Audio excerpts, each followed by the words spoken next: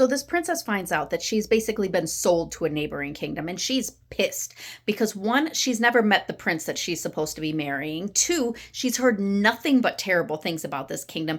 And three, she's been promised to provide an heir for this kingdom, and all of her options have now been taken away. So she starts to devise a plan on what she's going to do to now take control of her own life. She goes ahead, she steals a bag of coin, she decides to pack a bunch of stuff, she gets her horse ready, and she takes off. Once she gets out of the gates, she realized there is no turning back. There is no other option. She has to depend on herself, lean on herself, and basically just trust the process. And this is a 1 year.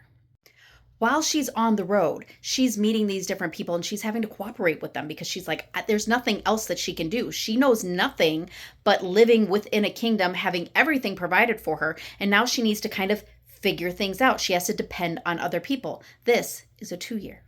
She finally makes it to this really, really cute fisherman town, and she's loving it there. She's spending time eating new foods and trying new things. They're having festivals and fairs. She's meeting wonderful people. She is experiencing life for the first time, and she's really enjoying it. And this is her 3 year.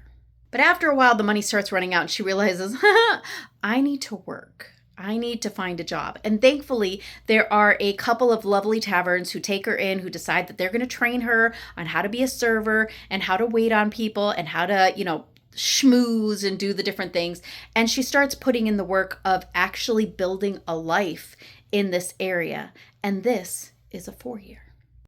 Now, at this point, our prince, who has been jilted, left at the altar, if you will, comes into the scene, and he discovers her, finds her, knows that it's her because obviously she has a royal accent and, has the mannerisms of royalty and blah, blah, blah.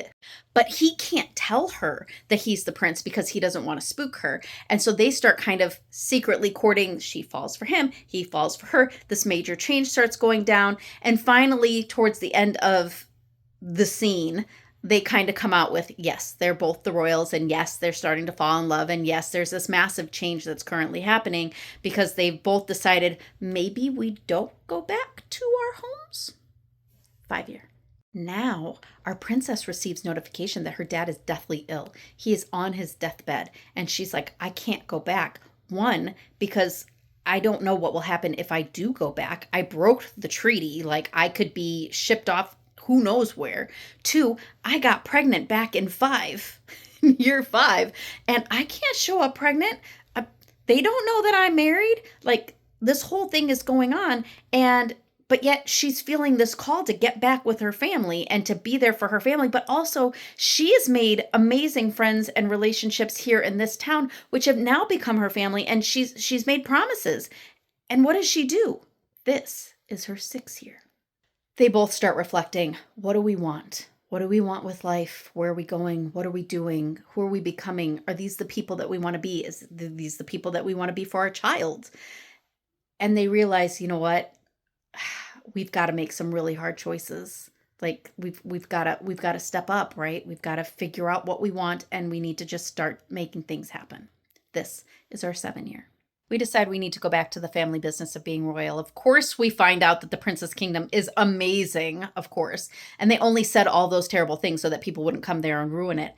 But she has realized, hey, it is my responsibility as my business to go back, to sell the grain, to sell the oats, to do the different things to make sure that our people are fed and that our kingdoms are wealthy and that we're doing what needs to be done. Like, this is really, really important. And we can no longer spend all this time just enjoying this little fisherman boat town, right?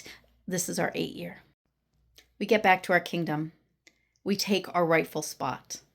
We decide, hey, we are going to let go of the entire last 7-8 years. We have enjoyed it. We've grown so much. We have done the things that we need to do. We've learned the lessons that we've needed to learn. And we are now in our rightful place of where we need to be so that we can start a new book, a new 9-book chapter series, whatever you want to call it. And we wrap up everything that's been going on these last 8 years of our life. And this is our 9 year. And this is numerology.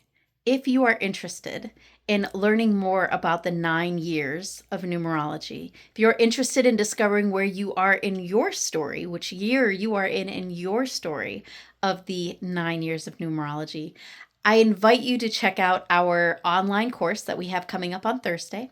It is Thursday, July 30th at 7:30 p.m. Eastern Time. We also have an in-person class, which is here in Wilmington, North Carolina. It is up on my website. But if this is something that you're interested, please go ahead and take a look. Our spots are limited, and my dad will be on the call. He has 50 years of experience in numerology, and we would love to have you. Please go check it out.